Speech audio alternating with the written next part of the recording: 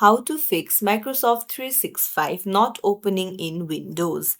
Hey everyone, welcome back to the channel. If you are new here, don't forget to hit the subscribe button and turn on the notification bell to not miss any updates.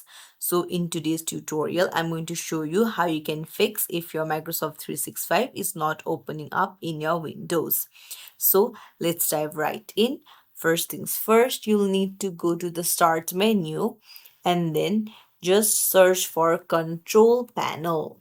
So once you find it, open it up and then you need to go to program and features. So here just search for Microsoft 365, just right click on it and then you can see uninstall and change. So change will allow you for quick repair, just tap on change.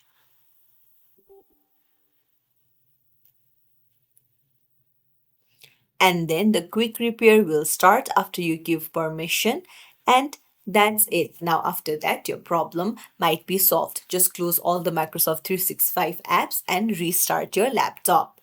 There you go. I'm pretty sure this will solve your issue. If you found this tutorial helpful, don't forget to like and subscribe to our channel for more tips and tricks.